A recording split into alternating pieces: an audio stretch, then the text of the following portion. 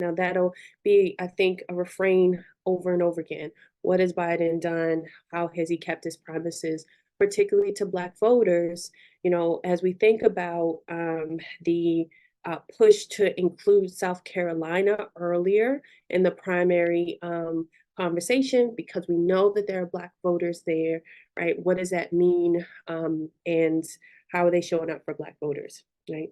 So we have the lowest unemployment record among Black Americans in a really long time, right? And that is notable.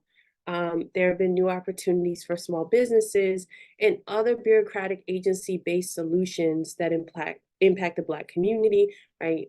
The administration can tout the 25 Black judges they've appointed, many of them Black women, right? We see the Supreme Court appointment of Ketanji Brown Jackson, that being important part of the conversation.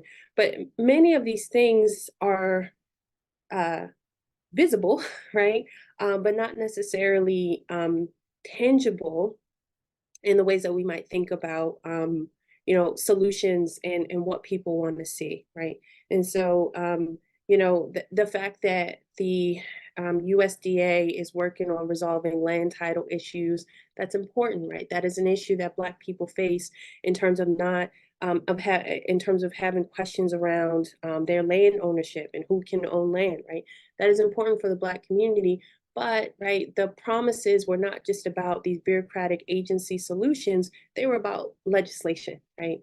And those are the things that Biden can't call a win. The Biden administration can't say that they've kept their promise on things like student loan forgiveness and voting rights. And certainly that conversation around student loan forgiveness is a bit complicated because there have been some shifts for some people, but not all, right? And so it's always tough when a president makes legislative promises because they can only come into fruition when the legislative branch is on board with his agenda.